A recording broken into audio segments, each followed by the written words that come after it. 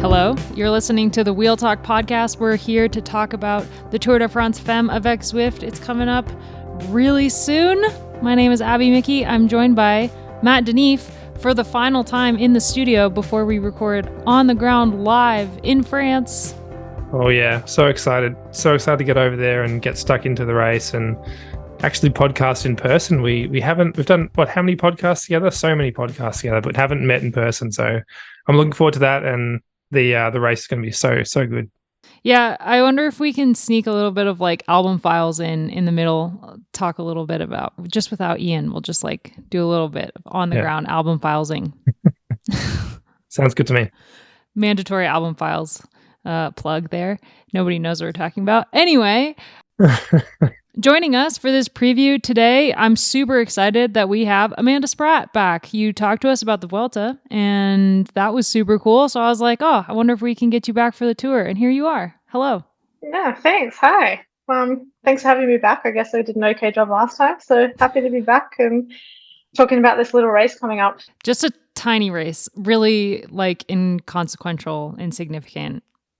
Not really that big. Yeah. No, we haven't been focusing on it all year, so no, not at all. It's crazy to me. It's crazy, but it also is not. That the race, this is only the second edition of the Tour de France Femmes avec Zwift, or kind of the Tour de France in this new age of women's cycling where we have live coverage and like a lot more resources going to the women's peloton, that the race has really taken on this life of its own in women's cycling. Like last year, I think that there was a lot of hype around it, but it wasn't yet like this massive thing that kind of like shadowed over the entire women's calendar. And this year it really feels like it is very similar to the men's in that the entire season up to this point has been building up to the tour, and people really structured their entire seasons, whether or not they were doing the tour, they structured their entire season around the tour. Yeah, I think so. I think like last year, as you said, it was the first one we'd had, so there was a lot of excitement, but not really knowing exactly how it was going to go. But I think it exceeded everybody's expectations last year, just even in terms of like the crowd that just built every day, the support we had, the fans, how much it just built day by day, I think was something that was really special and something that really helped build the race. And I think also we really feel like they're taking us seriously. And when with the course they've proposed this year, we asked for a time trial, they've added a time trial. We're racing up the Tourmalet, which has to be, I think, one of the most famous climbs in cycling. So that's just an incredible, I went and reconned that with Elisa Longo Borghini, and we just rode up that and thought, wow, just imagine how much history has happened on this climb. And now we're going to be part of that. So I think, just the courses that they're making and how seriously they're taking it. And we can really see it as an event that is going to grow really quickly. Yeah, I think there's a lot to be said with how much the organizers and Zwift put into the race and how passionate they are about women's cycling. And Kate, I've talked to Kate from Zwift on the podcast. She sent in an audio clip for a couple episodes ago where they're really passionate about growing the amount of stages and growing the race to kind of live up to the expectations of the Tour de France. And I think like even in their second year, they're definitely doing that. And yeah, I'm excited to see how the race goes this year, because last year, I feel like one of the reasons that the race was so good last year was because the courses that they put together were just amazing. And the way that they built on each other was really cool. And I think this year it's kind of similar in that the GC is really going to wait until the final two stages. But there's also a lot of opportunities for some exciting racing up to that point, and the 6 stages up to that point. So I think it's going to be, I'm so excited. Me too.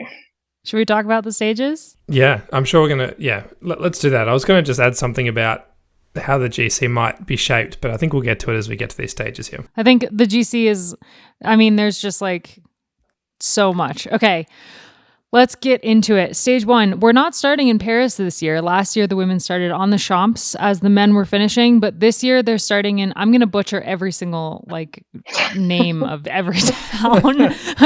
I should have asked Jose to send me audio clips of how to pronounce every single town before we did the preview, but I didn't. But I will for the daily podcast, so don't worry, everyone who's listening. Hopefully I do better then.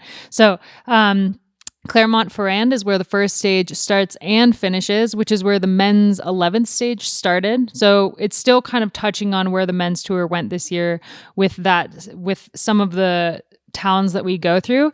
And this first stage looks pretty interesting for a first stage of the tour. It's relatively flat all the way through with a couple like uncategorized ups and downs, and then a category 3, 1.77 kilometers long, 7.2% average, 9-ish K from the finish. So it's interestingly placed, this category 3 climb, because while you'd expect the first stage to be a sprint stage, that's going to be kind of hard for any pure sprinters to get over. And I think a lot of riders who are opportunistic and maybe a little bit gutsy will be eyeing that category 3 climb and thinking that they can take the first yellow jersey of the race.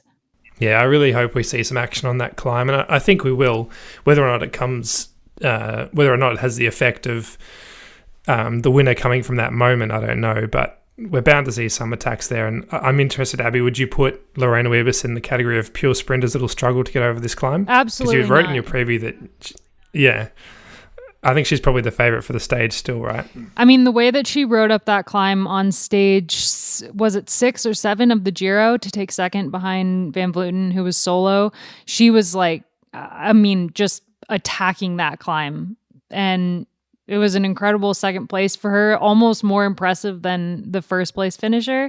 And I feel like going into this, what's interesting about this stage, I think, in terms of Wiebes, is that her main rival for this stage is her teammate, Lotte Kopecky, who is also like a sprinter, but really good at short poppy climbs.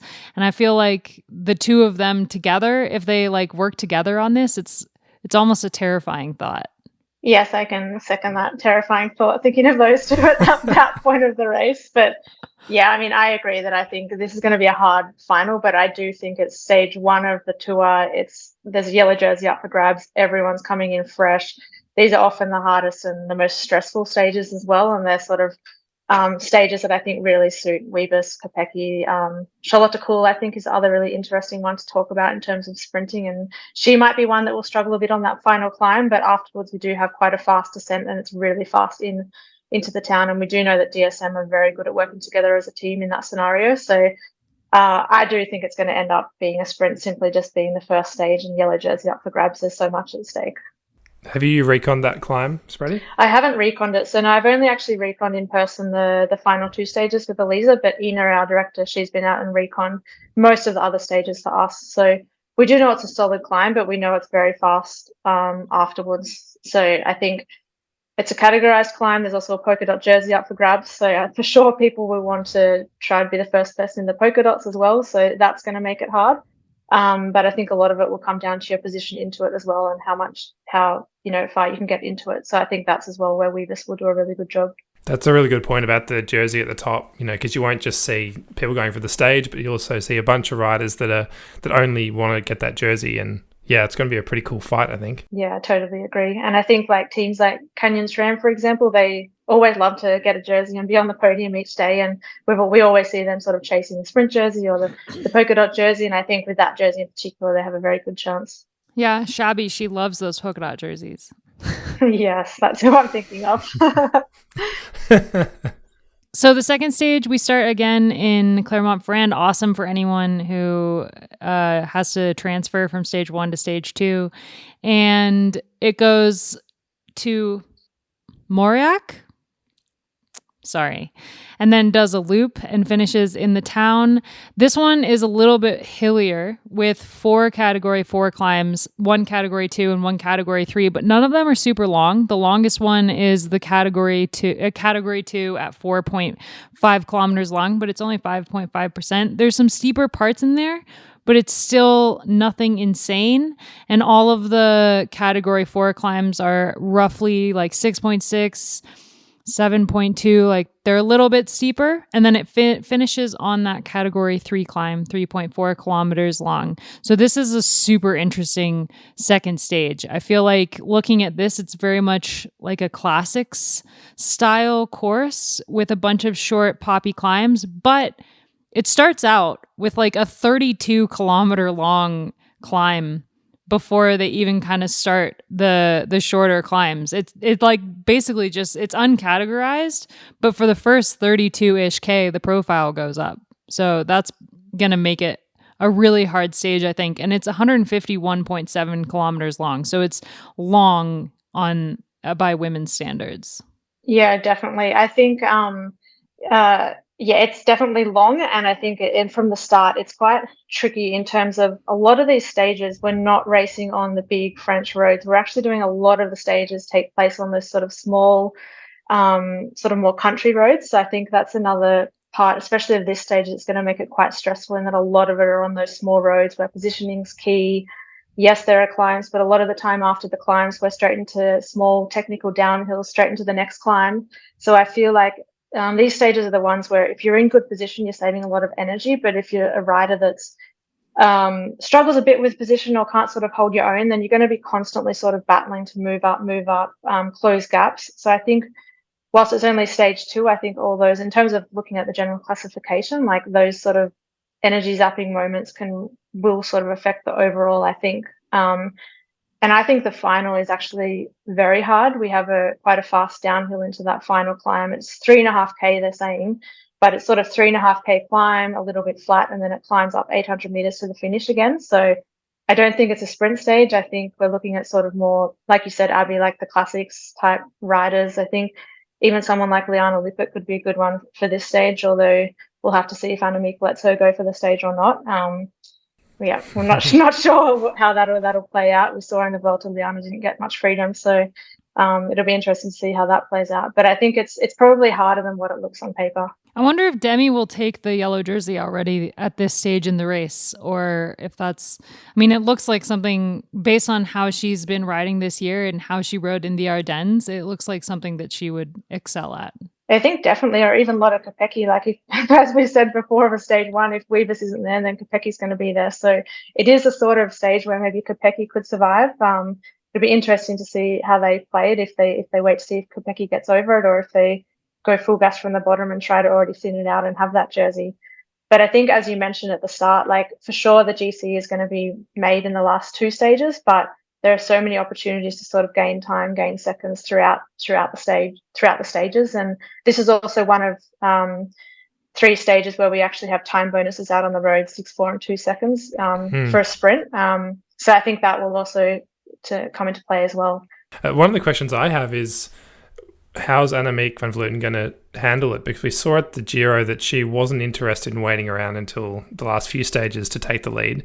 You know, she was the first road stage, she was on the attack and moving into the lead. So I know there's the spectre of the Tourmalet looming over the race, and there'll be big gaps there on the penultimate day. But I wonder if she's going to try and get ahead of the race early on, and maybe that small climb on the first stage is too early, but this stage, you know, I wouldn't be shocked to see her go on the move on one of these late climbs. No, I totally agree. And I think knowing her and having raced with her, I think she'll look at these first stages and feel like a little bit stressed. She's not the calmest racer out there. She definitely would prefer to have a nice long climb in the first couple of stages where she could already give herself a nice little buffer, or sort of thin down the amount of contenders she has to sort of go against. And that's sort of what we saw her, I guess her tactic was at the Giro. So I think you're right, that I think we can expect to see her make a move, or even perhaps on that final climb, if we see, for example, Liana Lippert sent to work right from the very bottom to set up Annemiek, then we know straight away, okay, she's nervous, she's stressed, this is an opportunity. So I think, yeah, a lot of that we'll have to see on the road, but I certainly wouldn't be surprised to see her try to make the most of it already. How nice is it to be going into a race and having like one of your biggest competitors be someone you know so well? It's always nice. I think a little bit of an advantage, or yeah, I guess you know a little bit the way they operate. Then you know that they'll look at some of these stages and just think, oh gosh, I can't wait until that stage is over. And you know, now Annemiek has to wait to stage 7 before she can potentially do what we think she's going to do, which is basically go from the bottom of the Aspin. So I'm sure we'll talk about that in a little bit. But yeah, it's always comforting to know a little bit more.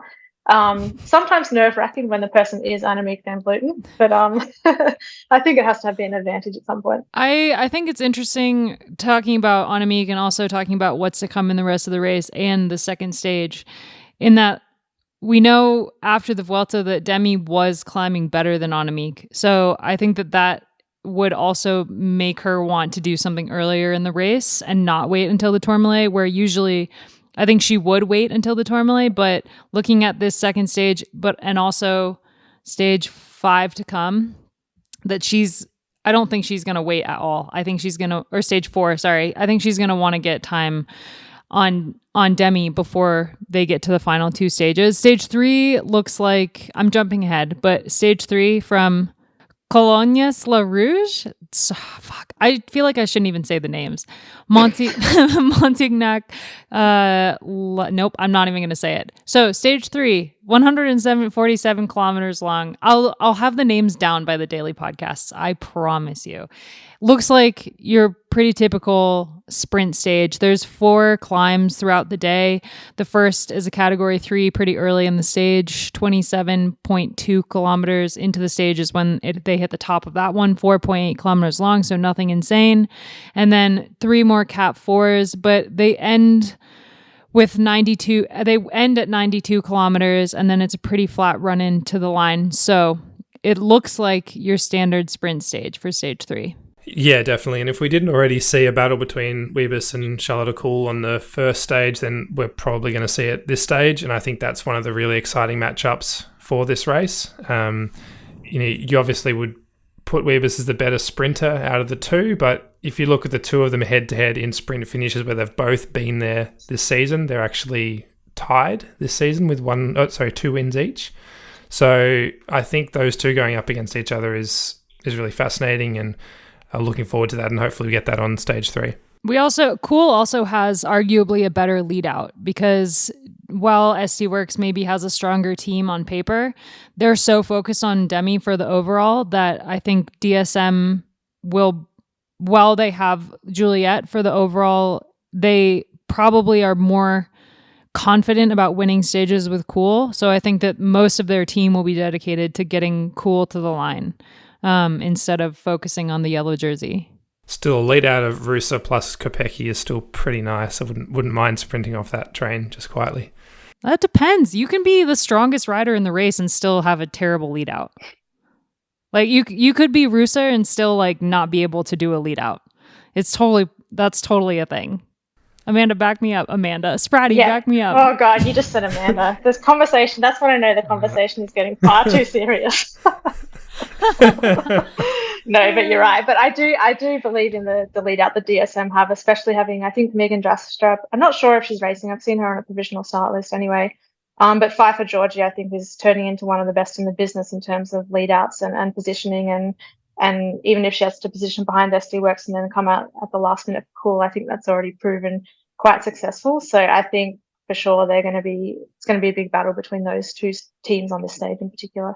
Stage 4 is, this is the one I think that Annemiek is going to really enjoy just because of the length. She's one of the riders in the peloton that just loves riding her bike for like a ridiculously long amount of time. It's 177 kilometers long, which is the longest stage in a women's stage race since last year's tour.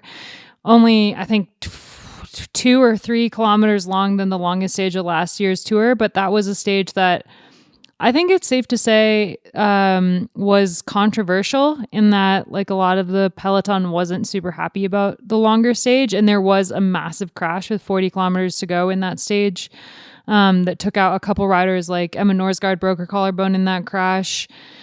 So it's an interesting one, and I think what makes it more fascinating than last year's long stage is that halfway through the stage it starts to really kick. There's a category 4 and then a 3 and then a 2 and then a 3 right before the finish, and the 3, 2, 3 are really lumped close together, plus there's a bonus second climb in the middle of the 3 and the 2. So there's a lot going on in the back end of this stage that I think will make it where last year's really long stage was maybe flatter and had more potential for being boring.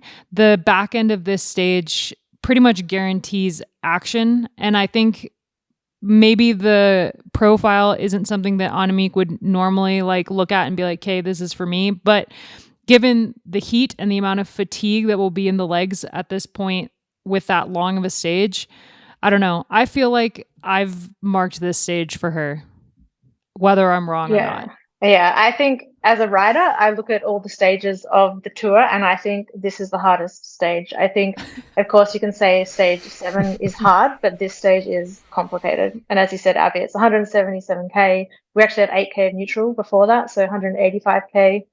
And yeah, as you said, all of those climbs are bunched into the final 40 kilometers almost. They're bunched into the final 40 kilometers. The roads are extremely narrow there as well. Tricky, as you said, it's kind of climb into sprint, into downhill, into climb, into downhill, into climb, into, yeah, it's just like, it's on, it's like constantly on. So I think the back door of the peloton is going to be open. There'll be people exiting all throughout that point. And then, as if it's not already hard enough, we then finish with a really steep climb up to the finish. I think it's over 10%. The men have actually finished on it a couple of times, with Michael Matthews and Greg Van Avermaet have both won on this same finish. So that maybe tells you the sort of rider in the men's field that's winning on this very final thing. But I totally agree that I think this is where Annemiek's going to make a move. That makes me feel really confident about my abilities to preview a race. But I think it is going to be a numbers game at this point. I think on this stage, we're really going to see the teams that have depth in the GC roster and who have multiple riders that can be there in this sort of hard classics, because they need to be riders that are good at climbing, that are very good technically, and that have that sort of endurance as well, because this is day 4. We've just had 3, the first stage and then 2 quite long and hard days as well. So I think you're really going to see the fittest riders come into the fore as well. And yeah, this is a stage, I think you said last year there was a big crash in the longer stage. And I think as well, the level of fatigue at this point, people are going to make mistakes in this stage too. So I think positioning is just going to be such a crucial thing in those last 40K in particular. Matt, were you going to say something before I cut you off? I was just going to make a stupid joke about the fact that there's a Cat 4 climb with 160 Ks to go, and that's a perfect launching pad for Annemiek to go. That's it. We can move on. Yes. All right. Stage 5 is from Honnête-le-Château to Albi, and there's a good bit of uncategorized climbing in it, 2 category 3s and a cat 4, and then it's pretty flat, like downhill run into the finish. So I think after stage 4 and how hard it is, I feel like this stage is the first stage where I'm like, all right, this is a potential breakaway stage, but it's also the Tour, and we didn't see a single breakaway succeed in the Giro. So I'm less confident in a breakaway being successful at the Tour, but I think that this stage looks like it's not going to be super hard based on the profile, but I think that there will be a lot of riders trying to get up the road. So I think it's going to be a lot harder than it looks, and then come down to a sprint. For me, it's quite interesting in that sort of middle, or the second third, I guess, of the stage in terms of kilometer 70 to 90. Because there we do have quite a few hard climbs. So it could be a scenario where the group really thins down and then we come more to that sort of reduced bunch sprint. Or again, maybe it is the perfect launching pad there for like a late break to get to the line. So I think it'll be sort of touch and go as to whether it's going to come back for a bigger bunch sprint or whether it's sort of a reduced group or a small break at the finish. You know who loves like one of these late stage little climbs that can launch into a move is Elisa Longo Borghini. She could be the one. My lips are sealed. I'm not. No one can see me, but I'm nodding. This is one of the stages where there's bonus seconds available, and they're at the top of what looks to be a climb. I don't know if that is much of a climb there, but I'm not sure that the bonus seconds are going to make much of a difference by the end of the race, but it could be interesting to see if they have an impact on who's wearing yellow throughout the race, whether there's a bit of a battle in those, the first 5-6 stages for yellow, and if we do see a bit of action on those climbs as well. Yeah, because the race for yellow at the end of the race is one thing, but it's you wear the yellow jersey for one day and it can be career changing. So it's not like it's not like we're going to see riders sit back and wait for the final 2 stages to fight for the yellow jersey. It's going to be a fight from the very first stage to the very last stage about who wears it every single day. Like Marianne Vos wearing yellow in last year's tour was a year-long highlight, I think, for people watching. And it's going to be the same for pretty much every single rider in the race has dreamed of wearing yellow at least one time in their life, like even before this race existed. So I think it's going to be, I think you're right, Matt. I think every single bonus second is going to come into play, even up until the Tourmalet. And Annemiek will do her thing and she'll probably go on the attack early, but I sort of hope for the sake of the contest that she waits. It'd be nice to have a bunch of different riders get into yellow in the first 5 or 6 days, and we see some new names there, and we do have these interesting battles rather than Annemiek being 30 seconds to a minute clear of the field, by the first few stages. So, here's hoping for a tight battle. I think it will be a tight battle in terms of like what we saw in the Giro is that Annemiek was a class above really in the long climbs. So what she's really good at are those long climbs where she can pace it and ride people off the wheel, like 5K more sort of climbs, those sort of climbs. Whereas I think once you make the climbs less than 5K shorter, then it's not a level playing field, but there are more riders that can keep up with her or even be better than her, as we saw with Dami in the Ardennes. So I think in that respect, we don't really have any long climbs until we get to that sort of Tourmalet Aspen stage. So I do think, Matt, that it will be much tighter than what we're thinking. Well, I'm glad to hear that. Thank you. Stage 6 from Albi to Blagnac. That doesn't sound right. That sounds like something out of a Harry Potter novel. Thanks, man. Looks to me to be the second surefire sprint stage of the race. There's 4 category 4s throughout the day, and the longest of them is 2.8 kilometers long, relatively like they're 4.5%, 4.8%, 6%, one of them. But I think that because the final 20, 30K is pretty flat, that this is a stage that there are a lot of strong sprinters lining up in the race, and they have fewer chances, I think, than they would have liked. And so I think that this stage, especially with the 2 stages to come, will be a sprint stage. Yeah, I agree. Yeah. I think it's the last chance for the sprinters in the Tour de France. So, and it's the flattest stage we have, I think so. And it builds perfectly into stage 7, which is, I think I wrote in my preview, the one we've all been waiting for, the Tourmalet. And it's not just the Tourmalet. It's as you said, Spratty, the Col d'Aspen is right before it, a category 1, and that descends straight into the bottom of the Tourmalet.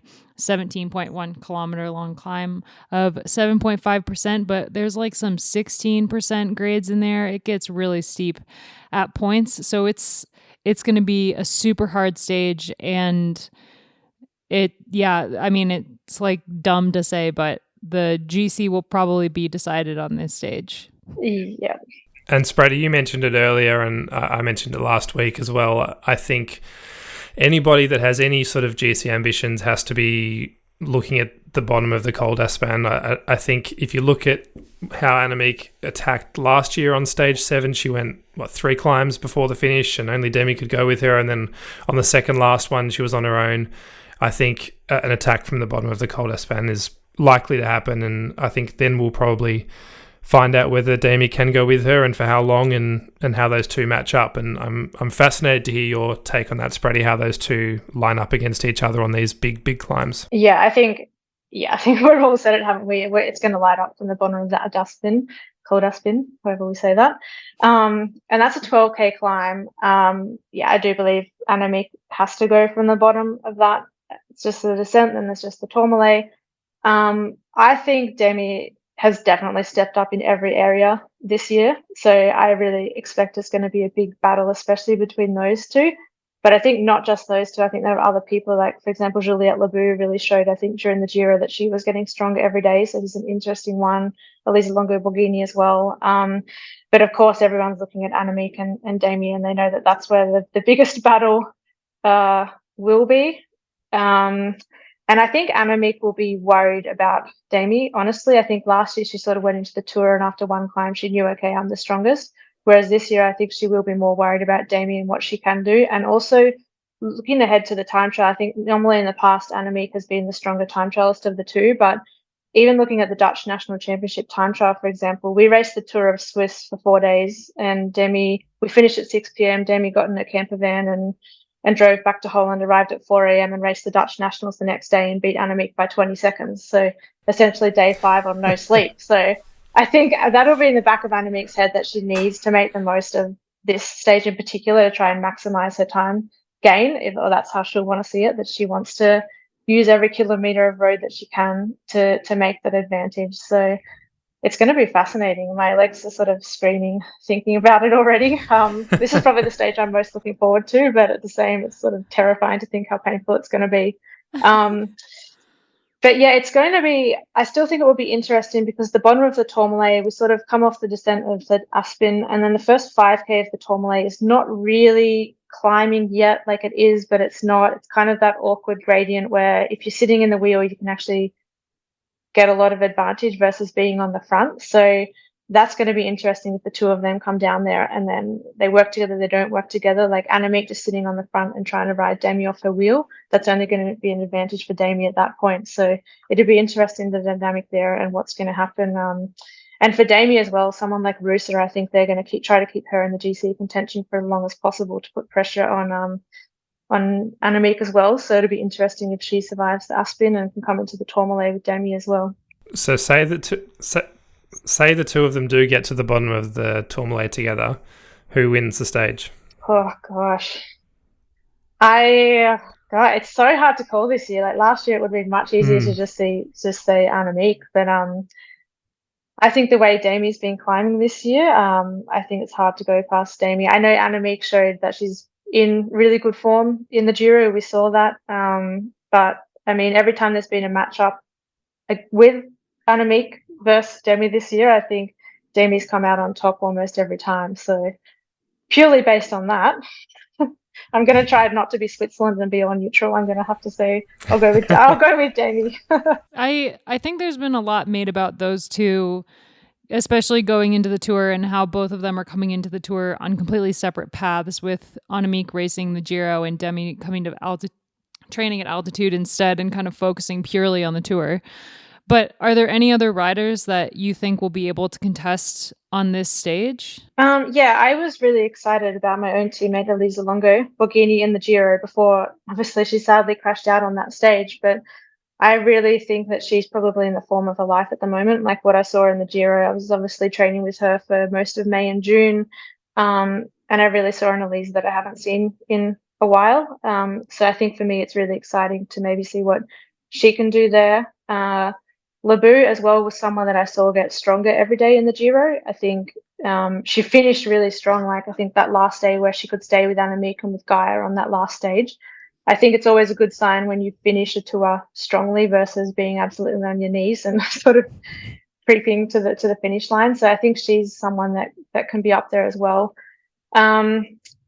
I think Shabby and Uedoma, they're going to be interesting contenders to see what they can do, whether they can match it with those two, maybe on the Aspen. But I think, yeah, the Tourmalet is a whole other beast. It's going to be, I don't know, an hour of climbing or more plus up at altitude. So I think that's really going to affect things as well. And I guess the other riders are like Cavalli, Ultra Ludwig, Music, French team, bit more pressure.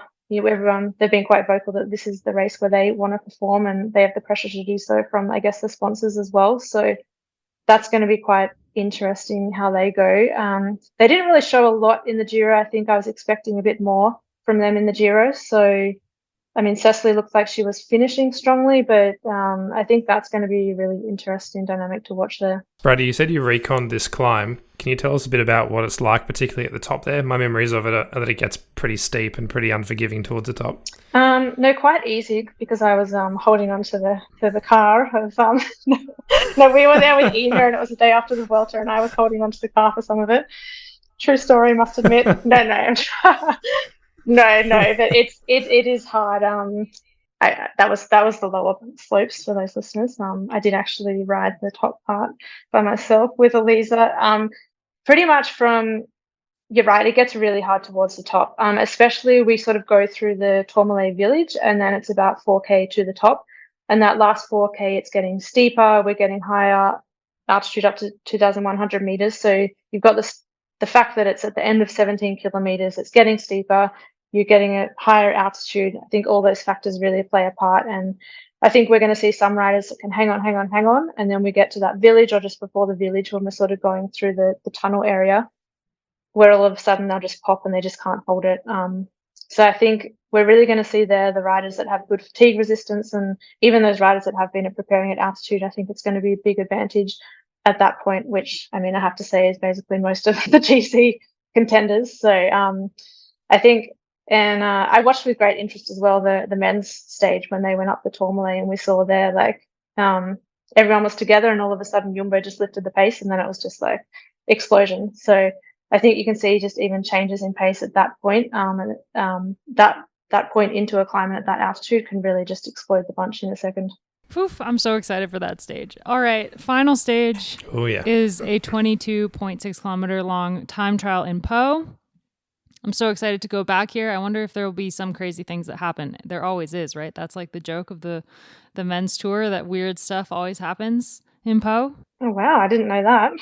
Most of it's doping related, so hopefully not on the women's side, but like it's weird stuff does happen. So it's a pretty straightforward time trial, relatively like flat-ish with one lump in the middle of it. Looking at this one, it's a little bit of a kick to the line, so it's not flat at the end, but it's still like your straightforward time trial. And given how given how infrequent it is that we have time trials in a major stage race on the women's side, I feel like this is one that the time trial specialists will really be eyeing, given that Worlds is coming up like a week after this race. So if there's a stage that SD Works is going to fully let Marlon Russo off the leash, it's going to be this stage. But I also think like Grace Brown is coming into this with a huge with this being a huge target. And Rihanna Marcus, for me, is one of my favorite riders for this stage, having just won the Dutch National Championship time trial. And she's just been phenomenal this year. I'm like so excited about the progress that she's made. But I think it's going to be a really interesting stage. I'm not convinced that it's going to change the GC, given how hard the Tourmalet is going to be, but I could be wrong. Yeah, I think it's, for those who watched the course actually when we had it in Po, I think it was 2018, 2019, it's almost, it's the reverse of basically what we raced in that edition almost. So that sort of kick to the line is almost the same road back up to Po. I raced that. So actually I know exactly what the course is. That's exciting. Yeah, just the second half is on a road parallel, but the first half is sort of backwards of what we raced on. So cool. It feels a little bit familiar, but it'll be interesting. I think the one sort of longer time trial we've had in a stage race this year was in Tour of Suisse, on day tour of Tour of Suisse in June. And there the gaps were quite big. I mean, Russo won that. Demi was quite close behind Elisa there. But then riders like Lebu lost almost 2 minutes there. I lost 2 minutes. The time gaps were actually quite considerable. So again, I think the Tourmalet, there'll be big gaps there, but it could change. Maybe not the top 2 in the GC, but it could sort of shuffle around that sort of top 10 in GC, I think. Yep. Yeah, I mean, it would be pretty cool if the race is decided by the time trial, I think. It'd be nice if it was close coming into that final stage. But yeah, we'll have to wait and see, I guess. Just about anything could happen on stage 7, I think. That's one way to make a time trial interesting, is have the GC come down to the time trial. For the naysayers, I love a time trial. People who are like, oh man, I hate time trials and stage races. I don't agree. I love a time trial and stage race. I like time trials and stage races. I think they belong, but I don't love having them as the last stage. Fair. But I mean, if it's going to be as exciting as the men's Tour de France has been with the time trial stage there, then perhaps I'll eat my words afterwards if it really does come down to the time trial about who wins it. But I like the idea of a road stage and finishing. I think the second last day is nice. Okay. Sometimes I get a bit jealous of like the men's Tour de France when they all just drink champagne on the last day and cruise and joking and having fun, and then you're like, oh, we never have a stage like that. It's always serious, full stress. We don't have those, parades around Paris. We don't have those sort of stages in women's cycling. Maybe someday you'll have a 21 stage race and you can parade around Paris. Yeah, I just want to drink champagne on my bike. I've never done that. Bucket list. I think we've covered pretty much everything with the stages, and we've also gotten a bit into the GC and the green jersey as well in everything that we just talked about. And I think, Spratty, you did an awesome job touching on some other riders that are going to be in the GC conversation, even if they're not fighting for that top step. I feel like we talk a lot about how this is kind of a 2-horse race, but there's a lot of riders that are in the third place area that I think could surprise and still have a chance of taking this race. Like, bike racing is crazy and anything can happen. So, and especially the Tour. So I think that there's a lot of other riders that are really exciting. Kashani Udoma, who was 3rd overall last year, she was strong at Tour de Suisse, even if she had a bad time trial. And she's been training at altitude and really preparing for the Tour specifically. So I think that she's going to be a really exciting one to watch. But she also has a couple teammates that are super interesting. Ricarda Bauernfeind, who had an amazing Vuelta, I think is one that should not be overlooked. And in terms of like the sprinting / rouleur type stages, Maika van der Duyn is a really exciting rider. She like burst onto the scene at the Tour last year and had a really exciting ride there, which basically secured her World Tour contract. So I'm excited to see those 3 riders. SC Works, as usual, have their entire team looks super exciting. They just always come with a completely insane lineup. Spratty, you mentioned FDJ Suez with Sile and Marta Cavalli, who's kind of coming back into form. But I think one rider to mention from them is Loes Adeheest, who was just named to the Dutch Worlds team and won Cadels earlier in the year, but has proven that she really deserves a spot in the World Tour. She's got a super interesting story. And I think for her going into this race, I'm hoping to see the French team give her like a little bit of freedom to try to go for some stages. Yeah, and I think with her, like stages, like the tricky stages we've spoken about, stages 2, stage 4, where we're sort of looking at those finals and thinking the teams with more numbers and being able to play the numbers once it gets really hard, especially like stage 4, those last 40K. And I think at some point as an opposing team, you have to look at the riders and think, okay, this rider attacks Cavalli, no, or Ludwig, no, like we don't want them to go. And then Adeheest goes, and then you have to make that decision, okay, she's not the first rider we're going to chase. So I think in that respect, it's a benefit for her to be in such a strong team. And I think she will, if the team allow her, I think she will actually find a bit more freedom than some of her other teammates. Abby, you mentioned Marta Cavalli there. I'm really curious to watch her over the next week and a bit. She obviously had that horrible crash at last year's race, and it's basically taken her up until the last little while to get back to form and all that. And I'm really hoping she has a good race. She won the Tour of the Pyrenees a month or so back and won on the Hautacam, so we know she's climbing pretty well. I hope that translates into a good race for her, and she's such an exciting rider, and it's a shame that she's been basically out of action for a good chunk of the last year. Agreed. She's one of my favorite riders. I'm not quiet about it, because I've interviewed her before and she was like really cool, and I think that just like, I don't know, influences my favorite list. I feel like there's like 4 more riders that we should mention before we wrap up the episode. There's a lot of really exciting riders, but I wrote a extremely extensive contenders preview that's on escapecollective.com, so you can check that out to read all about the contenders for the race. We haven't mentioned Marianne Vos, who I have to fact check myself. I said in last week's episode that she hasn't won a stage of the Giro. She hasn't gone to the Giro and not won a stage since 2006. Actually, she's never gone to the Giro and not won a stage. So this is the first time she's ever raced the Giro and not won a stage. But as you pointed out, Matt, she was riding incredibly well at the Vuelta. So I'm really curious to see how she goes in this race. I think there are some stages that look good for her, and she's obviously going to want to win, but I also just have no idea where her form is at. If I was betting, I would put money on her winning at least one stage and being in the green jersey at some point, maybe. Although it's a bit trickier this year with Wiebes, maybe. I don't know. I think she'll win a stage. She's not a rider that is down for long. I don't think, and she gets that fire in her belly. And after the Giro, with the disappointment there, I just find it very hard to imagine her not having a pretty sizable impact on the race in some way. Yeah, I totally agree on that. And I think just the fact of how tricky and technical most of the stages are, she's a rider that will just be saving energy the whole time. She can very comfortable in the peloton. She won't waste an ounce of energy. So I think she'll turn off fresher to a lot of those finals than many other riders. Yeah, that's a great point. I think we should also mention Sylvia Persico, who had an incredible tour last year and is one of Matt's favorite riders. And she's not had as good a season this year as last year, but I still think that she's an incredible rider to watch and will be one of UAE's top riders. I also feel like Lizzie Holden is worth a mention.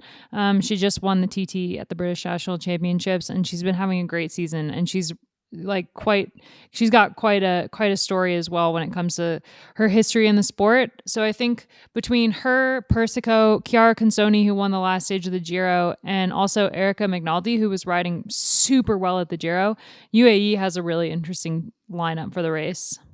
They've also got Gasparini as well, who won a stage of Tour de Suisse. So yeah, very strong lineup with a lot of cards to play in a bunch of different terrain. And yeah, like you said, Sylvia Persico is one of my favourites. I just loved her tour last year. She was, I don't know, a top 10 on just about every stage, and in the sprints, on the climbs, she was everywhere. So I can't wait to see what she gets up to this time around. Yeah, and I think her ability to suffer is up there with some of the best. I think sometimes you see her in the race and you think, oh, she's gone, and then she just creeps away back there, and I think her suffer level is extremely high, and that's why we see her there in so many scenarios. So I totally agree. I think again the technical nature will really suit her, and I feel like McNulty, they'll probably save more for that Tourmalet day and see what she can do there. Two more riders worth a mention, and that's Ashley Moon Passio, who is another one who's been targeting this race specifically and didn't race the Giro, which I was actually surprised to see.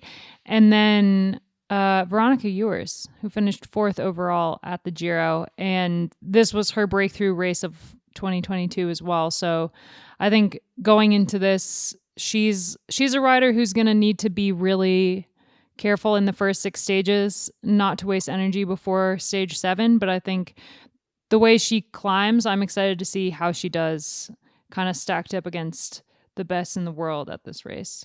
We also have no idea how she time trials. Like, I have no idea.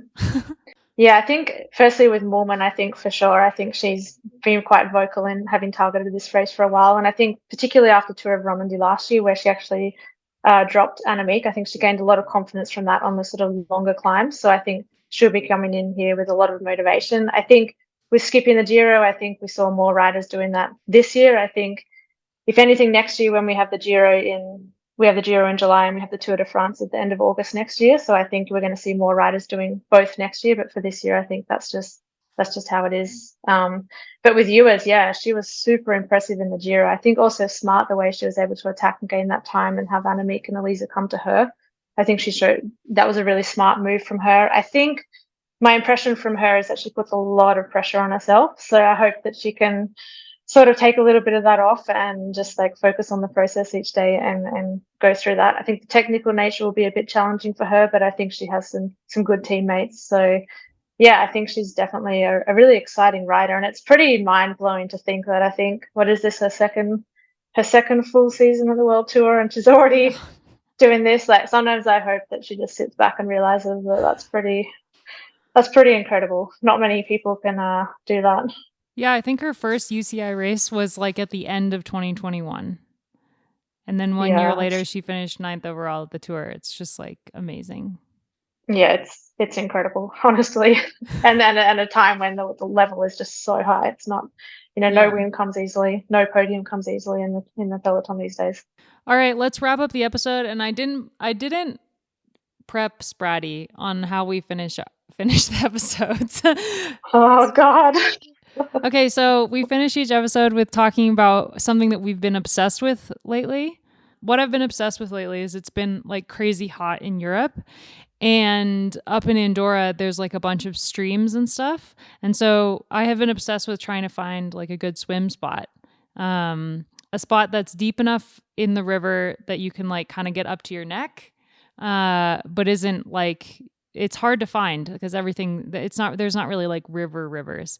So I found like a really good swim spot, like 10-minute walk from our apartment. And that's what I've been obsessed with lately. That's pretty good. I think my obsession, I guess, is a bit the opposite, or I could use like a cold stream to counteract my obsession. I've just come off altitude a week ago, so my recent obsession has been with just trying to be as hot as possible when I can, just to get used to the heat. We've got a heat wave in Europe at the moment. It's nudging almost 40 degrees, and so I've been at altitude at, I don't know, around 20. So I'm trying to go out riding in the heat. Leave for training at 2 p.m. Be as hot as possible. Yesterday I did ergo inside with the window shut and just sweat up a storm. So sounds a bit strange, but it all comes down to performance and being used to the heat. So that's my spontaneous obsession thought for now. Sorry, listeners. Mine is not exciting. This is just off the top of my head, but so I'm based in Melbourne in Australia, and watching European bike races, as you'll know, Spratty, is absolute pain when you're in Australia. And so for years I've tried to work out how best to do it. Do you just stay up the whole day and stay up till 2 a.m. or whatever, or do you go to bed and you wake up? I used to just do the stay up method, and that's a little bit harder now with a young one who's nearly 2 years old, getting up nice and early. Getting 4 hours sleep a night doesn't really work. But I found a technique that I reckon works really well for me anyway, which is go to bed around 10 o'clock, get an hour and a half sleep, wake up 11:30 around midnight for the last hour and a half of the tour. Perfect. You get back to sleep after that, no worries, wake up at a reasonable time, and I've managed to string it together for most of the tour and feel like I can get through it. So it's a bit of a nightmare, and getting to sleep early is a little bit tricky, but I think I found a technique that works for me now, and it's taken years to get to that point, so I'm very happy. No wonder Aussies are so obsessed with the Australian racing summer. You can actually watch the races at a reasonable time. Yeah. But it's like my parents are normally up on. Mum will message me and say she was up lying in bed watching GCN on a phone, and Dad can't. Dad's eyes are too bad for the phone, so he's up on his computer in the middle of the night watching it. Then if anything exciting's happened in the race, then they can't sleep for hours afterwards. Oh no. I think being like Matt and finding a good technique must be the best solution. Oh man. Nobody over in Europe or the US knows how hard it is to be an Australian cycling fan. Yeah, until the Worlds were in Wollongong last year, right? And then everyone was complaining about it. And we're like, we'll see how hard it is, see how hard we have it. I was so happy, and it just made me smile when they were complaining. I'm like, see, yeah, it's about time you realised. Soon, Matt, you'll get to watch the race on the ground in France because we'll be there. I'm like never going to shut up about it because I'm like really excited. But yeah, we'll be there next week, and I'll be able to say the names of the towns at least a little bit for the daily podcast. Stay tuned for that. Spratty, thank you so much for your input. It's been incredible. Thank you. No, thank you. And I'll see you on the ground, which will be exciting.